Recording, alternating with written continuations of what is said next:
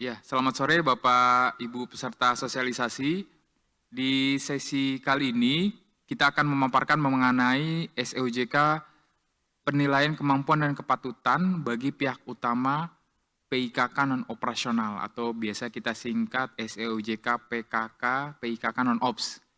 Jadi SEOJK ini memang muncul dari adanya kebutuhan untuk mengatur secara lebih detail mengenai mekanisme PKK untuk PKK yang non-operasional yang merupakan terminologi baru gitu ya dari yang tercantum di POJK, konglomerasi keuangan dan PIKK.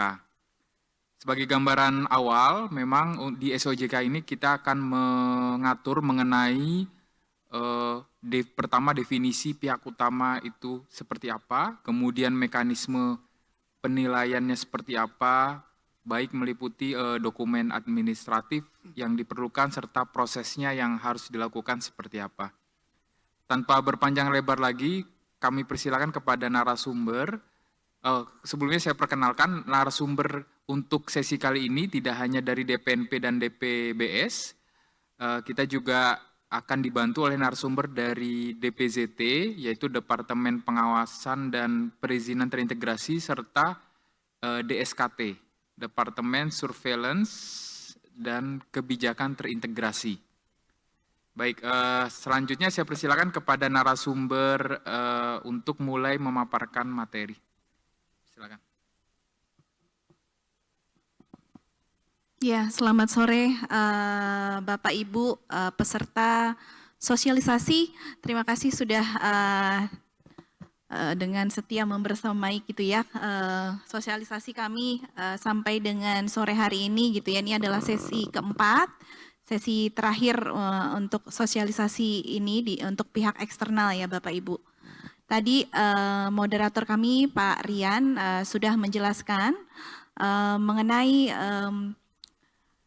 pengaturan SEOJK ini ya. Jadi kami akan memaparkan mengenai SEOJK, penilaian kemampuan dan kepatutan pihak utama perusahaan induk konglomerasi keuangan non-operasional. Jadi dalam kesempatan hari ini saya didampingi oleh teman-teman dari kami dari tim pengaturan kelembagaan Bank Umum, ada Mbak Aulia, ada Mbak Yeni, tadi sudah sempat jelaskan diperkenalkan juga ya oleh MC.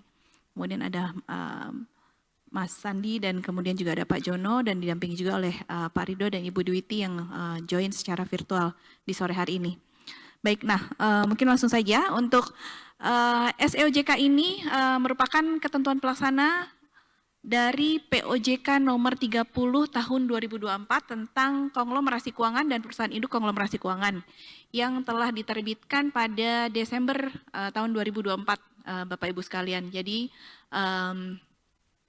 dalam POJK tersebut yang diterbitkan di Desember 2024 itu memang diatur gitu ya terkait dengan definisi PIKK operasional dan juga ada definisi dari PIKK non operasional. Kalau untuk PIKK operasional adalah badan hukum yang dimiliki oleh PSP dan atau PSPT yang selain melakukan kegiatan usaha sebagai PKK juga melakukan kegiatan usaha sebagai lembaga jasa keuangan. Nah, di sini kami memperkenalkan definisi baru yaitu PIKK non operasional di dalam POJK nomor 30 tahun 2024 di mana PIKK non operasional adalah badan hukum yang dimiliki oleh PSP, pemegang saham pengendali dan atau pemegang saham pengendali terakhir yang hanya melakukan kegiatan usaha sebagai perusahaan induk dari konglomerasi keuangan. Kemudian di dalam POJK tersebut ada pasal 80, di mana di dalam pasal 80 itu adalah merupakan acuan bagi kami untuk melakukan penyusunan SEOJK ini, di mana di situ diatur terkait dengan penilaian kemampuan dan kepatutan PIKK non operasional. Nah, di sini calon direksi, Dewan Komisaris, Dewan Pengawas Syariah, atau PSP wajib memperoleh persetujuan OJK melalui penilaian kemampuan dan kepatutan sebelum menjalankan tugasnya. Kemudian ketentuan mengenai penilaian kemampuan dan kepatutan ditetapkan oleh OJK. Untuk struktur ketentuan di SEOJK ini ada dua struktur utama. Yang pertama adalah untuk batang tubuh. Batang tubuh terdiri atas 4 bab. Yang pertama ketentuan umum, kemudian penilaian kemampuan dan kepatutan, alamat penyampaian informasi dan ketentuan penutup, Selanjutnya untuk lampiran ada 5 bagian. Yang pertama adalah dokumen bagi calon PSP PIKK non-operasional, kemudian dokumen bagi calon direksi, Dewan Komisaris, Dewan Pengawas Syariah, PIKK non-operasional, daftar riwayat hidup untuk bagian ketiganya, bagian keempat perubahan kepemilikan dan atau pengendalian PKK dan atau anggota KK. Jadi memang di sini kami juga mengatur mengenai perubahan kepemilikan dan atau pengendalian PIKK dan atau anggota KK. Kemudian yang harus dilaporkan gitu ya kepada OJK. Kemudian yang terakhir itu dari sisi lampiran ada contoh format surat pernyataan. Baik, kita langsung masuk ke dalam pokok ketentuan. Yang pertama ini adalah terkait dengan ketentuan umum. Untuk ketentuan umum itu ada definisi Bapak Ibu ya. Untuk definisinya sebenarnya ada yang sesuai dengan POJK KKPIKK, yaitu definisi LJK, Lembaga Jasa Keuangan, kemudian PSP, PSPT, kemudian KK itu kelompok keuangan, kemudian PIKK, kemudian PIKK non operasional, komisaris independen dan pengendalian. Mungkin kita klik ya di pengendalian ini, kita detailkan ya. Memang untuk pengendalian ini ada beberapa kriteria Bapak Ibu. Jadi untuk kriterianya, yang pertama memiliki secara sendiri atau bersama-sama 25% atau lebih saham PIKK non-operasional. Kemudian yang kedua secara langsung menjalankan pengelolaan dan atau mempengaruhi kebijakan PIKK non-operasional. Yang ketiga memiliki hak opsi atau hak lainnya untuk memiliki saham yang apabila digunakan akan menyebabkan pihak tersebut memiliki dan atau mengendalikan secara sendiri atau bersama-sama 25% atau lebih saham PIKK non-operasional. Yang keempat, melakukan kerjasama atau tindakan yang sejalan untuk mencapai tujuan bersama dalam mengendalikan PIKK non-operasional atau acting in concert dengan atau tanpa perjanjian tertulis dengan pihak lain, sehingga secara bersama-sama memiliki dan atau mengendalikan 25% atau lebih saham PIKK non-operasional baik langsung maupun tidak langsung dengan atau tanpa perjanjian tertulis. Kemudian melakukan kerjasama atau tindakan yang sejalan untuk mencapai tujuan bersama dalam mengendalikan PIKK non-operasional dengan atau tanpa perjanjian tertulis dengan pihak lain sehingga secara bersama-sama mempunyai hak opsi atau hak lainnya untuk memiliki saham yang apabila hak tersebut dilaksanakan menyebabkan pihak tersebut memiliki dan atau mengendalikan secara bersama-sama 25% atau lebih saham PIKK non-operasional. Selanjutnya, mengendalikan satu atau lebih perusahaan lain yang secara keseluruhan memiliki dan atau mengendalikan secara bersama-sama 25% atau lebih saham PIKK non-operasional. Kemudian mempunyai kewenangan menentukan dan atau memberhentikan anggota direksi, anggota Dewan Komisaris, dan Dewan Pengawas Syariah PIKK non-operasional, secara tidak langsung mempengaruhi atau menjalankan pengelolaan dan atau kebijakan PIKK non-operasional, melakukan pengendalian terhadap perusahaan induk dan atau melakukan pengendalian terhadap pihak yang melakukan pengendalian. Sebagaimana dimaksud pada poin A ya, poin yang pertama tadi sampai poin I tadi ya, poin ke-10. Ya, kita kembali lagi ke slide sebelumnya. Nah, itu definisi sesuai dengan POJK KKPIKK dan kemudian di sini ada definisi baru. Yang pertama itu adalah direksi, kemudian organ PIKK non-ops yang berwenang dan bertanggung jawab penuh atas pengurusan PIKK non-ops. Ya, keywordnya pengurusan ya Bapak Ibu ya, untuk kepentingan PIKK non-ops sesuai dengan maksud dan tujuan serta mewakili PIKK non-ops baik di dalam maupun di luar pengadilan sesuai dengan ketentuan anggaran dasar PIKK non-ops. Untuk Dewan Komisaris bertugasnya organ PIKK non-ops, nah ini keywordnya pengawasan secara umum dan atau khusus sesuai dengan anggaran dasar serta memberikan nasihat kepada direksi bagi PIKK non-ops. Untuk Dewan Pengawas Syariah memiliki tugas dan fungsi pengawasan terhadap penyelenggaraan kegiatan PIKK non-operasional agar sesuai dengan prinsip syariah. Nah, ini dalam hal anggota KK melaksanakan kegiatan usaha berdasarkan prinsip syariah. Untuk PKK, ini juga definisinya kita masukkan untuk melakukan menilai, menguji pemenuhan persyaratan kemampuan dan kepatutan terhadap pihak utama. Nah, untuk pihak utama juga kita masukkan definisinya ya. Pihak yang memiliki, mengelola, mengawasi, dan atau mempunyai pengaruh yang signifikan pada PIKK non-ops. Nah, ini adalah SEOJK untuk pihak utama, penilaian kemampuan dan kepatutan pihak utama. Pihak utama untuk PIKK non-operasional tuh apa-apa saja gitu ya. Nah, ini ada 4 ya Bapak Ibu, ada pertama calon PSP, kemudian 2 calon anggota direksi, kemudian calon anggota Dewan Komisaris, dan keempat adalah calon anggota Dewan Pengawas Syariah. Untuk pembentukan Dewan Pengawas Syariah juga itu dibentuk oleh PKK Non-Ops dalam hal anggota KK seluruhnya melaksanakan kegiatan usaha berdasarkan prinsip syariah. Ya, Bapak Ibu, jadi memang kalau dari sisi pokok ketentuan ini memang kami banyak mengambil pengaturan yang ada di dalam sektor perbankan gitu, tentunya dengan beberapa penyesuaian. Nah, untuk pokok-pokok ketentuannya akan disampaikan oleh rekan saya, Ibu Aulia. Silakan Ibu Aulia. Ya, baik. Terima kasih Mbak Vika. Assalamualaikum warahmatullahi wabarakatuh. Selamat sore Bapak dan Ibu. Mungkin kita tiba di penghujung acara ya.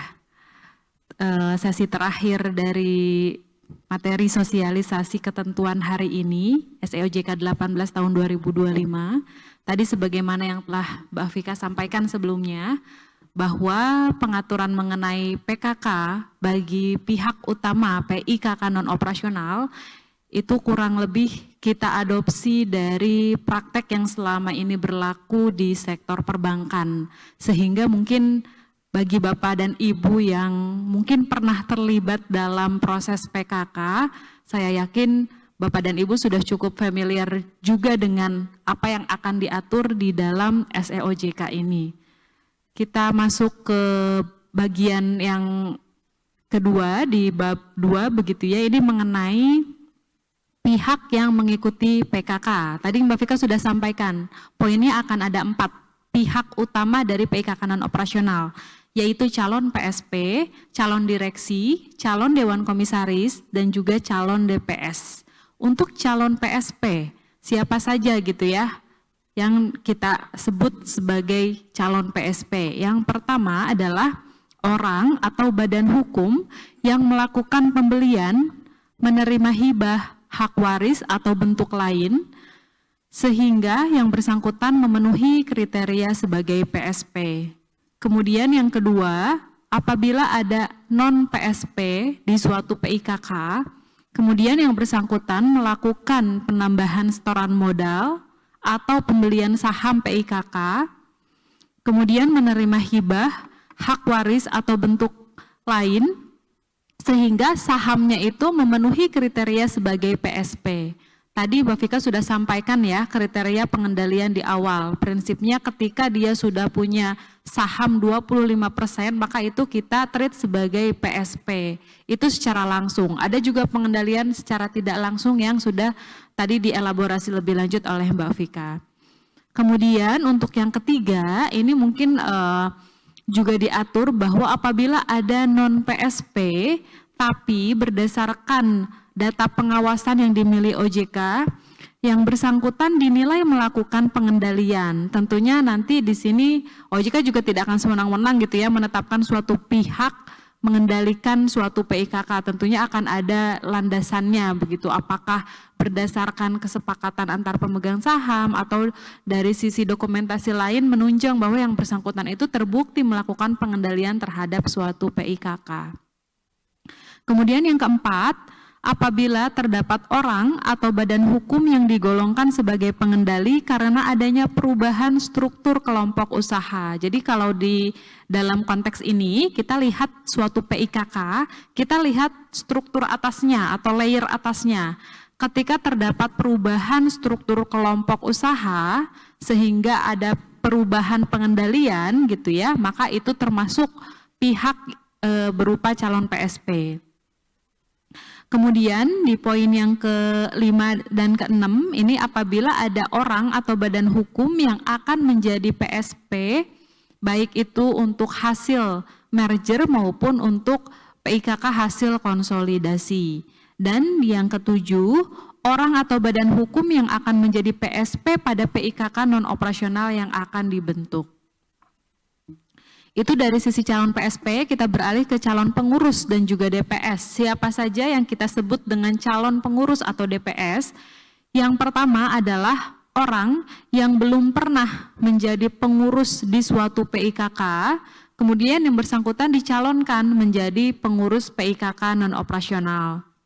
Kemudian yang kedua, orang yang sedang menjabat sebagai pengurus atau DPS pada suatu PIKK dan dicalonkan menjadi pengurus pada PIKK non-operasional lainnya.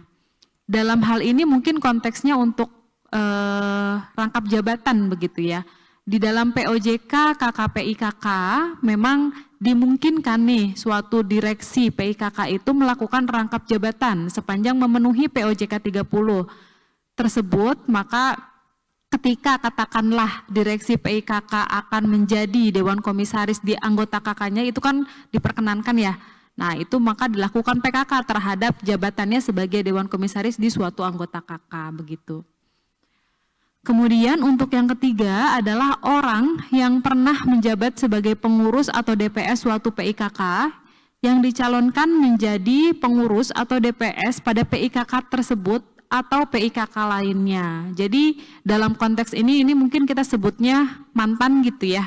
Jadi orang itu sudah pernah menduduki jabatan di PIKK, kemudian yang bersangkutan berhenti dan ingin dicalonkan kembali di jabatan tersebut di PIKK yang sama.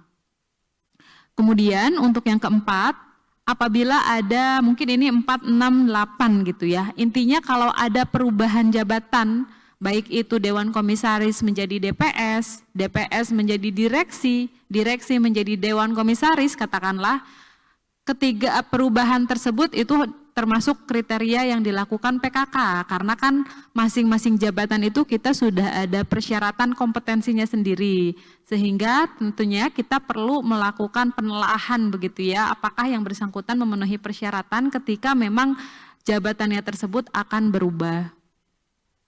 Kemudian di poin yang kelima apabila Dewan Komisaris PIKK dicalonkan menjadi komisaris independen itu juga termasuk pihak yang akan dilakukan PKK. Selanjutnya untuk direksi, ketika direksi berubah juga menjadi direktur yang membawahkan fungsi kepatuhan, itu termasuk yang akan dilakukan PKK. Di poin yang ke-9, ini ketika ada perubahan jabatan dari direksi atau Dewan Komisaris ke jabatan yang lebih tinggi. Jadi dalam konteks ini katakanlah direksi menjadi dirut atau wadirut, atau dalam konteks komisaris menjadi komut atau wakil komut. Itu termasuk pihak yang akan dilakukan PKK. Dalam konteks merger konsol itu juga sama. Jadi kalau ada orang baru yang dicalonkan terhadap PIKK hasil konsol atau hasil merger, ataupun ada pengurus existing, katakanlah PIKK A dengan PIKK B, di mana sudah terdapat pengurusnya gitu ya di PIKKB, dia akan tetap menjadi pengurus hasil dari merger, katakanlah si PIKKB ini yang menjadi entitas akhirnya gitu ya. Maka itu juga termasuk yang akan dilakukan PKK karena kita perlu menggali lebih lanjut apakah yang bersangkutan bisa gitu ya mengelola KK yang jauh lebih besar begitu dengan size atau kompleksitas usaha yang jauh lebih kompleks. Kemudian juga di sini diatur bahwa PKK itu tidak dilakukan terhadap perpanjangan jabatan. Jadi katakanlah ada direksi PIKK, kemudian periode jabatannya itu 5 tahun. Kemudian dia akan diperpanjang. Ketika RUPS dilakukan sebelum jabatannya berakhir, maka itu dimungkinkan dia diperpanjang tanpa dilakukan PKK. Untuk perpanjangan jabatan tersebut itu harus dilaporkan kepada OJK, dalam konteks ini nanti kepada Departemen Pengawasan Konglomerasi Keuangan, itu SLA-nya 10 hari kerja sejak tanggal yang ditetapkan dalam RUPS. Itu bagian yang pertama Bapak dan Ibu, kita next ke faktor PKK. Ini juga pengaturan yang sama dengan pengaturan yang sudah berlaku di OJK, apa saja sih yang akan dinilai gitu ya dalam rangka memproses PKK. Untuk calon PSP yang akan dinilai adalah aspek integritas dan kelayakan keuangan. Sementara untuk pengurus dan DPS akan dinilai integritas, reputasi keuangan, dan juga kompetensi.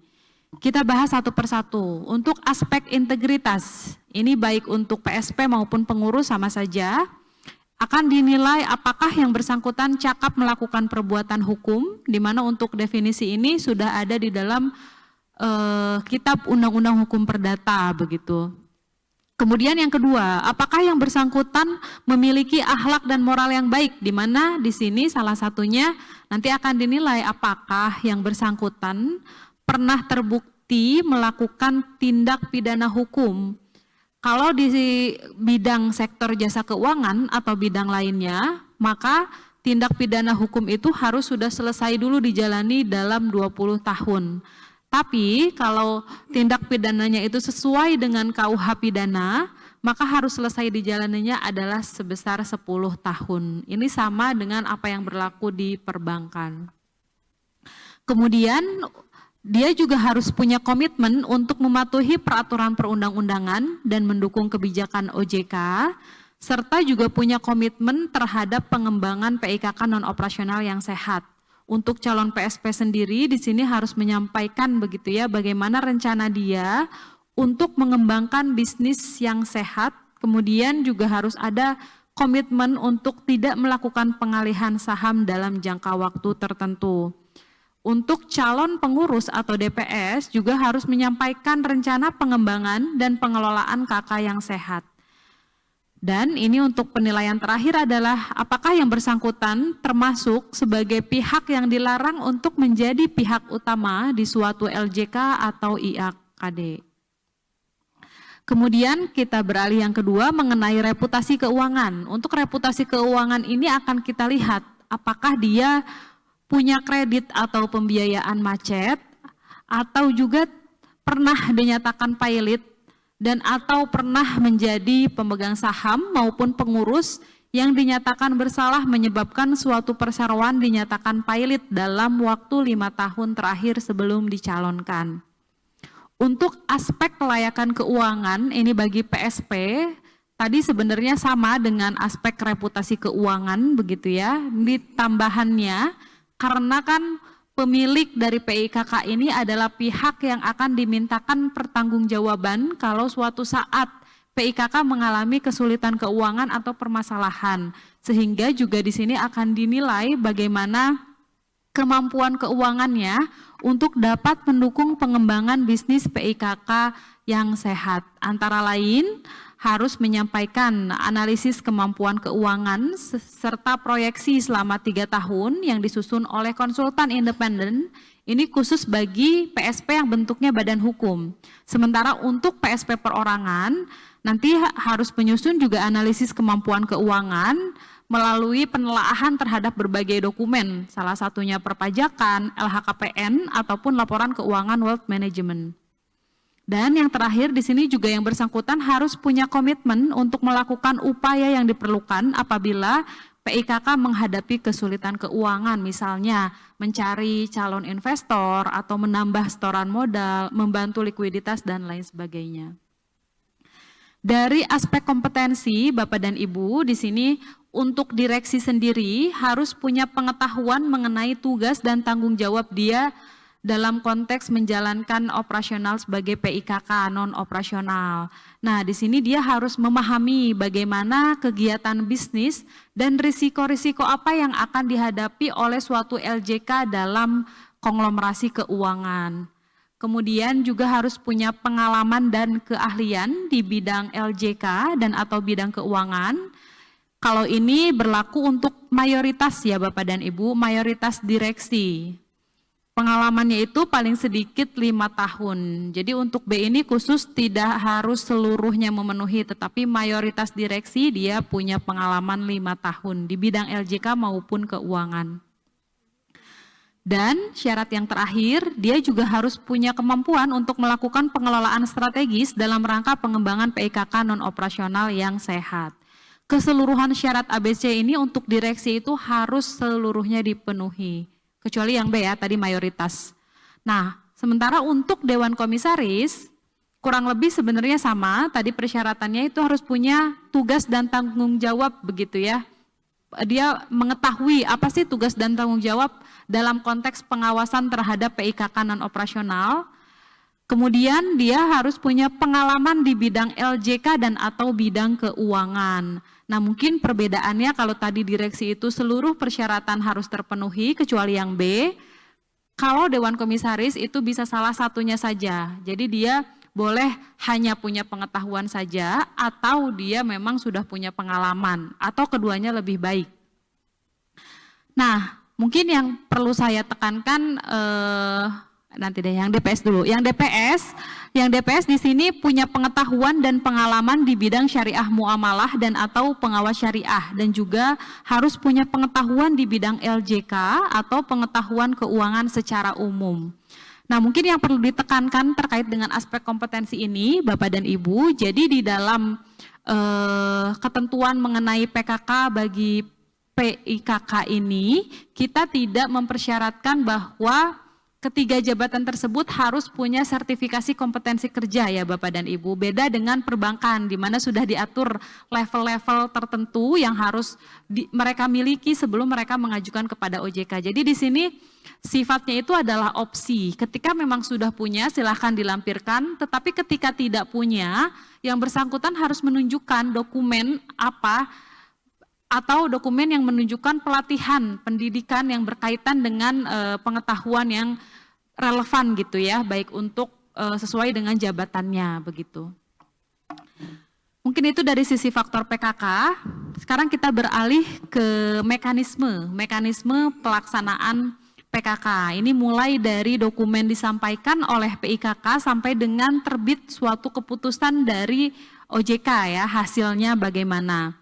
Ini kalau kita mulai dari penyampaian dokumen oleh PIKK, di sini pertama-tama PIKK harus dulu menyusun compliance checklist yang disusun oleh Satuan Kerja Kepatuhan Terintegrasi atau karena memang RPOJK-nya masih dalam proses begitu ya, belum diwajibkan pembentukan tersebut pada saat SEOJK ini keluar, maka untuk konteks pembentukan PIKK pertama kali nanti yang akan menyampaikan dokumennya itu adalah PSP atau apabila badan hukum disampaikan oleh direksi dari bentuk badan hukum tersebut atau oleh anggota KK.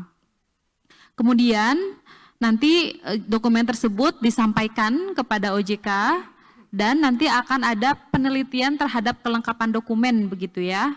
Nah, apabila ternyata masih terdapat kekurangan, kita berikan kesempatan waktu selama 10 hari kerja untuk segera melengkapi. Kalau misalkan tidak melengkapi dalam jangka waktu tersebut, maka nanti OJK akan menganggap bahwa PIKK membatalkan permohonan. Kemudian juga di sini diatur bahwa PIKK juga harus terlebih dahulu melakukan penelitian terhadap pemenuhan persyaratan pengurus atau DPS yang disusunnya oleh Komite Remunerasi dan Nominasi Terintegrasi. Bagaimana kalau belum ada? Maka disusun oleh fungsi yang menjalankan nominasi di suatu PIKK. Nah, kita beralih ke tahapan pelaksanaan PKK. Di sini untuk PKK sendiri sebenarnya sama, baik PSP maupun Dekom itu melalui penilaian administratif. Tapi untuk PSP juga akan dilakukan presentasi atau pemaparan oleh calon PSP agar kita dapat menggali mengenai rencana dan strateginya dalam konteks pengembangan terhadap PIKK begitu. Apabila calon PSP berupa pemerintah atau badan hukum yang dikendalikan oleh pemerintah, di sini kita mengatur bahwa presentasi atau pemaparan dilakukan jika diperlukan. Jadi ini sifatnya nanti sebuah opsi begitu. Nah, kemudian ini untuk memberikan kemudahan dalam rangka pembentukan PIKK pertama kali, jika memang dilakukan restrukturisasi kepemilikan saham dalam rangka pembentukan PIKK, maka tidak dilakukan presentasi atau pemaparan terhadap PSP yang memang sudah memperoleh persetujuan dari OJK. Kemudian untuk pengurus atau DPS, di sini ada juga yang namanya klarifikasi begitu ya. Setelah dokumen disampaikan nanti akan dilakukan klarifikasi di mana klarifikasi ini adalah sebuah opsi. Klarifikasi akan dilakukan kepada calon apabila yang pertama, calon memiliki data atau informasi negatif. OJK sudah memiliki berbagai macam sumber begitu ya untuk meneliti informasi negatif ini. Nah, kemudian apakah calon belum mempunyai pengalaman pada LJK, calon pernah tidak disetujui OJK karena persyaratan kompetensi, kemudian calon pernah menjabat sebagai pengurus di suatu LJK selain PIKK atau IAKD, dan atau terdapat pertimbangan tertentu antara lain PIKK atau anggota KK mengalami permasalahan yang cukup signifikan. Tentunya itu akan digali begitu ya nanti bagaimana strategi dia untuk menyelesaikan permasalahan PIKK tersebut. Nah, dari sisi jumlah calon yang diajukan kita atur adalah 1 orang saja untuk setiap lowongan. Kemudian beralih ke bagian penghentian proses PKK.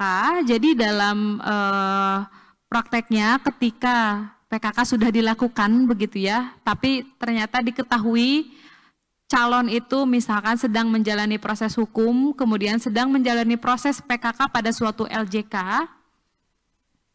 dan IAKD yang mengakibatkan adanya pelanggaran terhadap ketentuan rangkap jabatan, sedang dalam proses penilaian kembali atau berhalangan tetap atau meninggal dunia, maka nanti OJK akan melakukan penghentian terhadap proses PKK.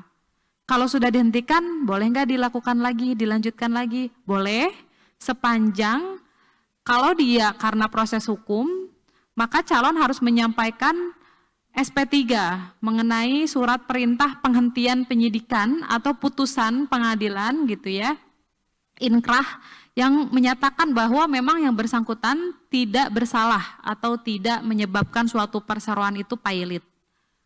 Kemudian apabila dalam konteks PKPU, maka ketika dia hasilnya adalah lulus artinya dia tidak bersalah gitu ya, menyebabkan permasalahan di suatu PIKK atau suatu LJK, maka tentunya itu proses PKK bisa dilanjutkan. Nah, kalau untuk yang berhalangan tetap meninggal dunia kan itu tidak mungkin ya untuk dilanjutkan Bapak dan Ibu. Kemudian untuk hasilnya sekarang, nanti hasilnya itu akan ada 2, apakah disetujui atau tidak disetujui. Apabila disetujui, maka untuk pengurus, PIKK-nya itu harus segera melakukan RUPS untuk mengangkat yang bersangkutan, diberikan jangka waktu paling lama 6 bulan setelah persetujuan OJK. Kalau RUPS-nya melewati batas waktu, maka nanti hasil PKK-nya itu akan dianggap batal. Jadi ini harus diperhatikan. Kemudian juga harus menyampaikan laporan pengangkatan, yaitu 10 hari kerja sejak efektif diangkat. Bagaimana kalau tidak disetujui, tapi yang bersangkutan sudah diangkat di dalam RUPS? Maka PIKK harus melakukan RUPS pembatalan dalam jangka waktu 6 bulan setelah penetapan OJK. Untuk laporan pembatalan juga sama, SLA-nya 10 hari kerja. Dan untuk pemegang saham yang memang sudah punya saham PIKK tapi ternyata tidak disetujui, maka yang bersangkutan harus melakukan pengalihan sahamnya paling lama 1 tahun. Apabila karena faktor integritas, maka seluruh sahamnya harus dialihkan, tapi kalau karena faktor kelayakan keuangan, maka sebagian sahamnya sehingga dia tidak lagi memenuhi kriteria sebagai PSP. Jadi kalau untuk karena kelayakan keuangan, boleh-boleh saja yang bersangkutan masih jadi pemegang saham begitu ya, tidak mengendalikan suatu PIKK. Nah, kita lanjut mungkin ke bagian selanjutnya, ini mengenai apakah, kalau ada pertanyaan apakah calon yang tidak lulus bisa diajukan kembali. Ini ada di slide selanjutnya ya Bapak dan Ibu, jawabannya bisa. Bisa diajukan kembali yaitu paling cepat 6 bulan. Nah, apabila karena faktor kompetensi, maka dapat diajukan sebelum 6 bulan, yaitu paling cepat 30 hari kerja, apabila diajukannya itu pada PIKK non-operasional yang sama, tetapi pada bidang jabatan yang berbeda, atau jabatan yang setingkat atau lebih rendah. Untuk konteks ini, yang bersangkutan harus menyampaikan dokumen yang menunjukkan peningkatan kompetensinya. Contohnya misalkan sebelumnya dia mengajukan sebagai dirut gitu ya. Ketika dia tidak lulus, dia pengen diajukan lagi dalam jangka waktu 2 bulan setelah hasil penetapan, maka dia hanya boleh dicalonkan kembali ke jabatan yang misalkan direktur keuangan, direktur bisnis begitu. Kemudian juga pada jabatan di LJK selain PIKK non-operasional. Di sini juga kita ada pengaturan bahwa jika yang bersangkutan sudah ditetapkan tidak disetujui selama 2 kali, maka baru dapat mengajukan lagi PKK itu paling cepat 1 tahun. Di sini pengaturan ini dimaksudkan agar yang bersangkutan fokus dulu untuk meningkatkan kompetensinya begitu. Nah, kita beranjak begitu ya ke bagian yang kelima mengenai perubahan kepemilikan dalam konglomerasi keuangan. Jadi Bapak dan Ibu di dalam POJK 30/2024, POJK KKPI-KK itu sudah diatur secara prinsip bahwa apabila terdapat rencana perubahan pengendalian PIKK atau rencana perubahan kepemilikan pengendalian anggota KK, maka PIKK harus menyampaikan rencananya kepada OJK sebelum aksi korporasi tersebut dimulai, yaitu paling lama 25 hari kerja gitu ya sebelum aksi korporasi dilaksanakan. Di sini kita tambahkan pengaturan mengenai kelengkapan dokumen bahwa ketika OJK mengakses dokumen tersebut masih ada yang kurang, diberikan kesempatan 10 hari kerja. Ketika ternyata tidak dapat memenuhi dalam 10 hari kerja, dianggap membatalkan permohonan. Nanti juga diatur apa yang akan kita lakukan dalam mengakses rencana tersebut. Nah, ini kita juga ada ilustrasi contohnya gitu ya, perubahan PIKK ini apa sih gitu. Perubahan anggota KK itu apa? Di sini mungkin sedikit kita gambarkan ilustrasinya. Di sini sebelumnya itu ada suatu PIKK non operasional yang bernama PT Apel. PT Apel di sini adalah PSP-nya adalah PT Melon. Nantinya harus dirunut sampai dengan atas siapakah PSPT-nya. Dalam contoh ini adalah saudara Nanas begitu ya. Nah, kemudian di suatu masa ada aksi korporasi antara PT Melon dengan PT Jambu. Si Jambu itu membeli saham PIKK melalui jual beli dengan PT Melon sehingga kepemilikan saham PT Jambu itu menjadi 50%. Si Melonnya terdilusi begitu ya. Oleh karena itu kan ada perubahan pengendalian dalam konteks ini. Perubahan pengendalian terhadap PIKK. Nah, inilah yang nantinya harus Bapak Ibu sampaikan dulu rencananya kepada OJK termasuk dengan struktur kelompok usaha sampai dengan atas, sampai dengan PSPT-nya. Ini untuk perubahan pengendalian PIKK, di bawah ada lagi satu lagi untuk perubahan kepemilikan atau pengendalian anggota KK. Nah, kalau untuk anggota KK berarti kita lihat fokusnya itu adalah anggota KK-nya, anak-anak dari PT Apel ini gitu ya Bapak dan Ibu. Di sini kita kasih contoh, case yang pertama adalah PT Bank Sirsak sebagai salah satu anggota KK dari PT Apel. Semula PT Bank Sirsak ini selain dimiliki oleh PT Apel juga ada pemegang saham yaitu PT Rambutan dan PT Belimbing. Kemudian terjadi aksi korporasi antara PT Belimbing dan PT Rambutan sehingga karena PT Rambutan membeli sahamnya Belimbing gitu ya, komposisi kepemilikan sahamnya itu menjadi 25%. Ketika dia sudah menyentuh 25%, itu kan sudah memenuhi kriteria pengendalian. Oleh karena itu, ini juga termasuk rencana yang harus disampaikan oleh PIKK kepada OJK. Itu case yang pertama. Case yang kedua, untuk perubahan gitu ya, keluar masuk anggota KK, itu juga termasuk yang harus disampaikan terlebih dahulu rencananya. Jadi semulanya ada 4 anggota KK, Bank Sirsak, Asuransi Pisang, Pembiayaan Lemon, dan BPR Salak. Katakanlah si Bank Sirsak ini ingin melepaskan kepemilikan sahamnya pada BPR Salak karena mungkin dalam perjalanannya kerugiannya cukup parah sehingga akan merubah strategi fokus bisnisnya, dilepas dari anggota KK, maka itu juga termasuk yang harus dilaporkan rencananya kepada OJK. Kepada siapa nanti akan disampaikan selanjutnya oleh Mbak Yeni. Dipersilahkan Mbak Yeni. Terima kasih Mbak Aul, izin untuk melanjutkan terkait dengan alamat penyampaian informasi dan juga nanti ketentuan penutup ya Bapak Ibu mengenai kapan sih untuk berlakunya SOJK ini. Untuk alamat penyampaian informasi pada prinsipnya untuk semua yang tadi sudah disampaikan dari Bu Vika dan juga dari Mbak Aul terkait dengan dokumen-dokumen apa saja yang perlu disampaikan ketika proses PKK, terus juga tadi ada perubahan komposisi anggota dan dari strukturnya PIKK sendiri itu nanti ada di bagian ini Bapak Ibu. Jadi di bab ketiga kalau misalkan untuk di SOJK-nya sendiri. Untuk alamat penyampaian informasi, untuk surat permohonan, berikut dokumen PKK disampaikan kepada OJK melalui sistem informasi perizinan terintegrasi OJK. Dalam hal sistem belum tersedia atau mengalami kendala, dokumen disampaikan melalui media lain atau secara luring kepada Satuan Kerja OJK yang menjalankan fungsi perizinan konglomerasi keuangan dan PIKK. Dalam hal ini DPZT atau Departemen Koordinasi Pengawasan dan Perizinan Terintegrasi atau media lain antara lain melalui sistem persuratan OJK. Ini untuk dokumen-dokumen perizinan terkait dengan PKK Bapak Ibu.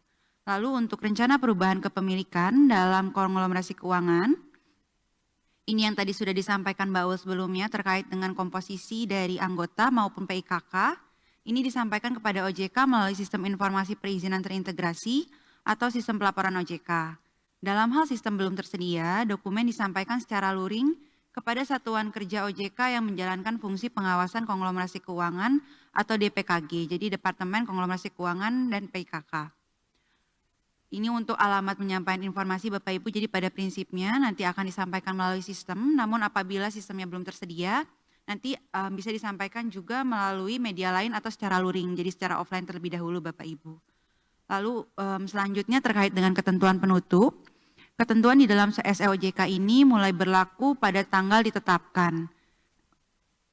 Sebagaimana tanggal di SEOJK 18 ya Bapak Ibu untuk kapan berlakunya. Dan kami berharap ada beberapa mungkin sedang ada yang on progress juga terkait dengan pembentukan PIKK ini. Dan untuk SEOJK-nya untuk terkait dengan PKK dari pihak utama PIKK non operasional dapat mengacu ke SEOJK ini terkait dengan dokumen apa saja yang diperlukan dan lain sebagainya.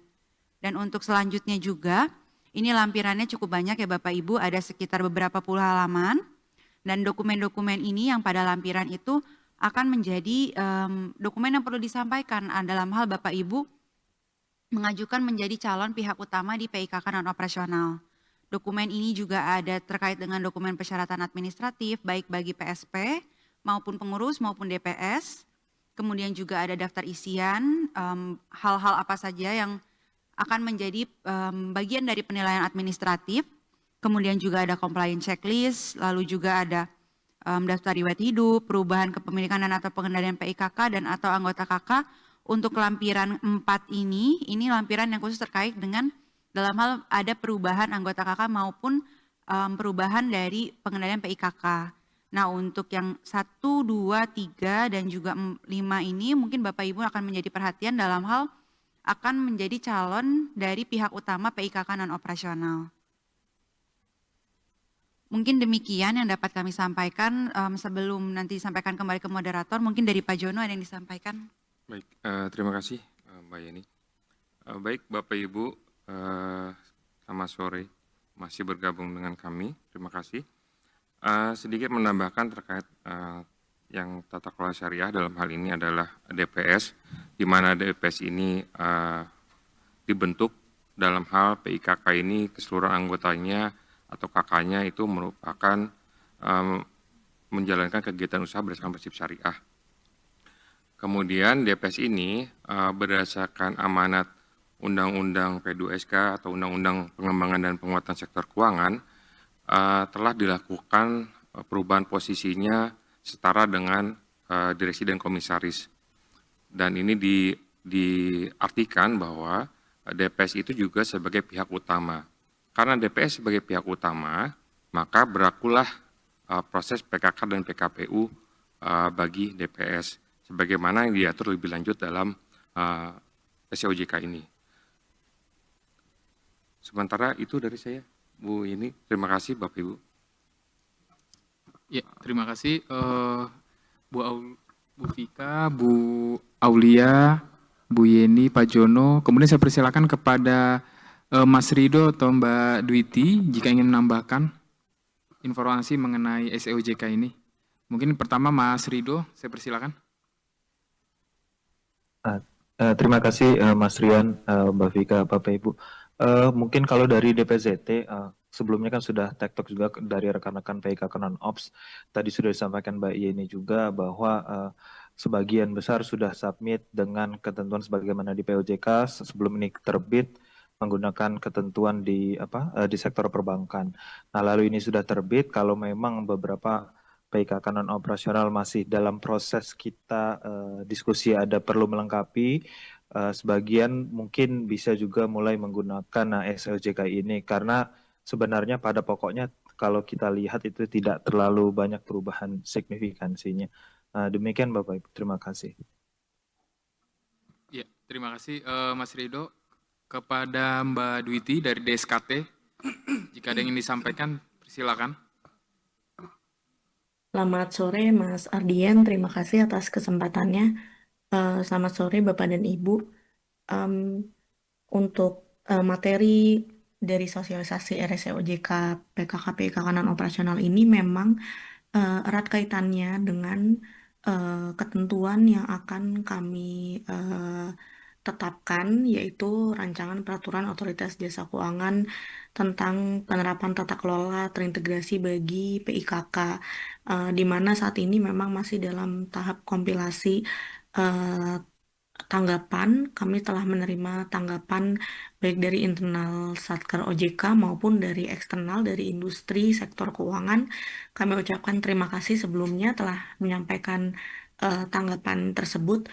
Dan nantinya ini kami harap ketentuannya dapat berjalan secara berkesinambungan sebagai pedoman bagi PIKK untuk menjalankan operasinya. Terima kasih.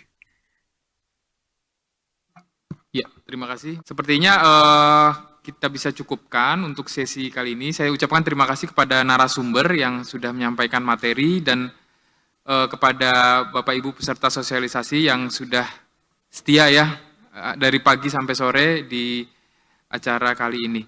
Terima kasih. Sebelumnya saya kembalikan kepada MC.